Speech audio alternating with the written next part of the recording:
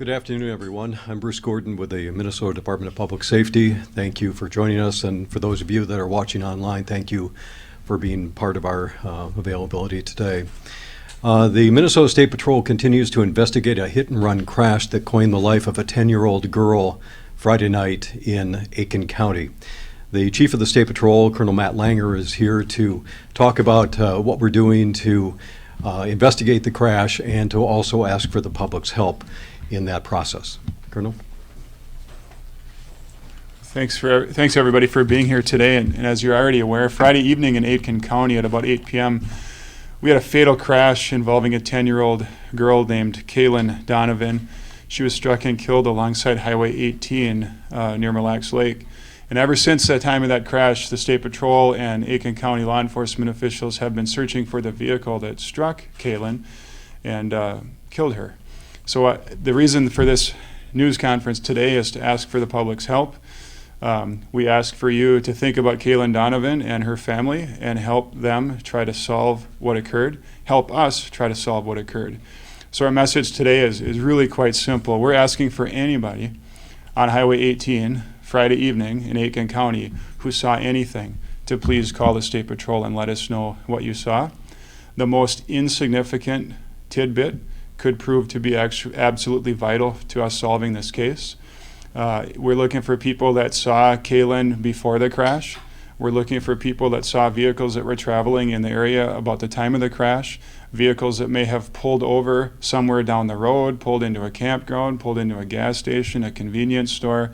We're asking for absolutely anything that the public can help us put together what happened that night and what led to Caylin's death. Specifically to the person who may have been involved or either knows or doesn't know that they were involved, we're asking for you to come forward and help this family put together what occurred Friday night by calling us and talking with us. In our experience, there's a number of reasons why people may not stop at the scene of a crash.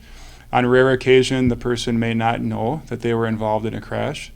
In some occasions, people make really poor decisions while behind the wheel. They get scared and they leave. In some cases, drivers do nothing wrong at all, and when they realize what they were involved with, they get scared and they leave. And we've contemplated all of those scenarios, and really, truly what we're asking for today is, for the sake of Caylin and her family, please come forward and tell us what you know about this crash. Can you speak at all about that stretch of Highway 18, what it looks like, how many people are out there, are there any resorts, and lots of different? Well, I think all of that. The question was about the roadway. So Highway 18 in that area is a two-lane road. It has some curves in it. There's very little shoulder. It's a typical rural Minnesota two-lane road. And so obviously on a Friday night in June, there's a lot of activity, whether it's campers or boats or trailers or people going to resorts or to and from cabins.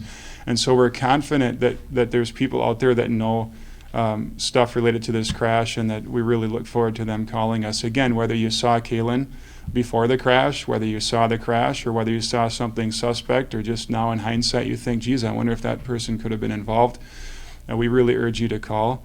And again, to that person who either knows they were involved or is putting it together and now thinks they may have been involved, to the degree possible, I don't want you to be afraid to call us. We just simply want to solve this case and help the family understand what happened. Where was she walking? Do you know? I mean, there's no shoulder. And was she a witness that her uncle was there? Is that true? So we don't have knowledge that anybody actually witnessed the crash, and that's why specifically we're looking for people that may have seen her before the crash as well. We know that she was perhaps going out to the road to get a better cell phone signal. Exactly how she was positioned or where she was at the time of the crash is still part of the investigation, and it's important that anybody who saw her before, during, or after, even, I can't stress enough, even whatever you're thinking might be insignificant could be the absolute most significant piece of this puzzle for us to put back together. Was she at a home nearby? Yeah, Caylin was visiting family, and so she was a distance away from the home, out on the road to the highway when the crash occurred. And why do you think it's possible that somebody might not know that they hit her? Well, she's a 10-year-old girl. She's rather small, and so our training in crash reconstruction helps lead us to believe what drivers may or may not have experienced in a crash. And I don't want to get into a great detail on exactly what leads us to believe that, but it is certainly possible in this case that someone driving that road, whether they're driving a vehicle, whether they're pulling a camper or pulling a boat or pulling any type of trailer, and we don't have any reason to believe that trailers or campers may have been involved, but given that type of road, that type of that time, it's plausible. It's possible that the driver may not have known what they were involved with or the gravity of the situation. And so these types of situations, just speaking from the heart, speaking honestly, we just want the person to come forward and to not be fearful of coming forward. We want to know what happened to Caylin, and we want to solve this case for her family. Is it possible that the vehicle or the truck might not have a lot of damage? That's very possible. How much time had gone by, do you know, since when Caylin was hit and when someone discovered her? It was a very short period of time because some of the people in the area had heard something happen.